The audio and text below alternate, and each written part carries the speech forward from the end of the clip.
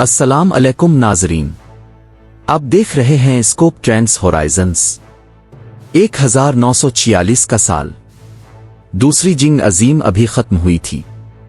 दुनिया सिक का सांस ले रही थी, लेकिन ऐन इसी वक्त अमरीकी बहरिया नेवी एक ऐसी मुहिम की तैयारी कर रही थी जिसका मकसद आज भी फाइलों में दबा हुआ है।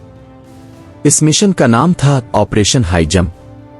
ये कोई मामूली साइंसी मुहिम नहीं थी। इसमें 4700 फौजी, 13 जंगी बहरी जहाज और 33 तैयारे शामिल थे। सवाल यह है कि जब जंग खत्म हो चुकी थी तो अमेरिका ने इतनी बड़ी फौज बर्फ से ढके हुए बंजर बर्रे-आज़म अंटार्कटिका में क्यों भेजी? क्या वो वहां सिर्फ पेंगुइन्स की गिनती करने गए थे? उनका सामना किसी ऐसी ताकत से हुआ जो जमीन की नहीं थी। आज की इस मेगा डॉक्यूमेंट्री में हम इस बर्फानी दीवार के पीछे छुपे सच को तलाश करेंगे। हम जानेंगे, क्या नाजी जर्मनी ने अंटार्कटिका में E-211 बनाई थी? एडमिरल रिचर्ड बर्ड ने वापसी पर ऐसा क्या कहा जिससे अमरीकी हुकूमत कांप उठी? और क्या बर्फ के नीचे उड़न तश्तरियां UFOs छपी हुई थी? जंग अजीम से पहले 1938 में हिटलर ने अंटार्कटिका में एक मुहिम भेजी थी। नाजियों ने एक बहुत बड़े इलाके पर कब्जा करके वहां स्वास्तिका के झंडे गाड़ दिए और उसका नाम रखा। वो वहां क्या कर रहे थे? नाजियों का मानना था कि जमीन अंदर से खोखली है और अंटार्कटिका के बर्फीले पहाड़ों के नीचे गर्म पानी की झीलें और गार मौजूद हैं जहां एक नई दुनिया आबाद की जा सकती है। जर्मन एडमिरल कार्ल डोनेटिस कार्ल का एक मशहूर जुमला रिकॉर्ड पर है, मेरी आबदोजों ने फुहरर हिटलर के लिए दुनिया के दूसरे कोने पर एक नाकाबिले तस्खीर कला तामीर कर लिया है।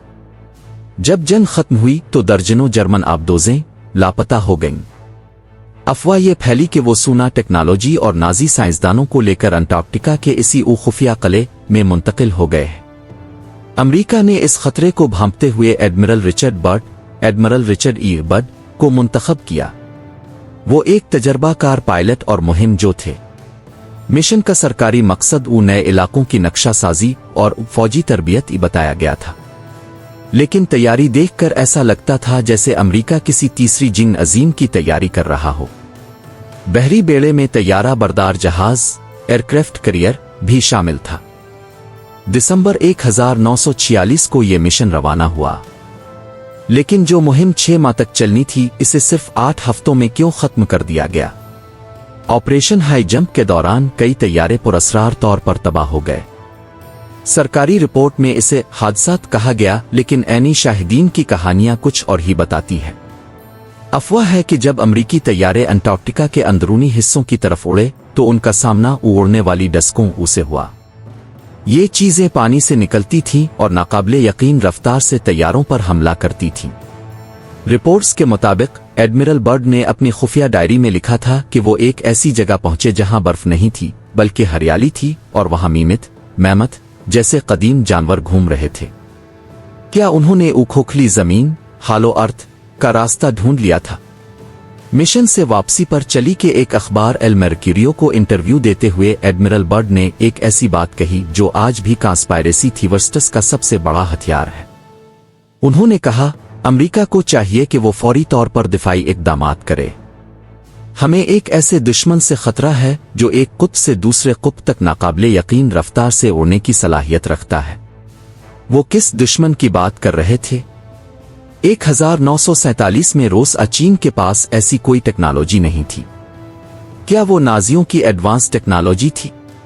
कोई खलाई मखलूक?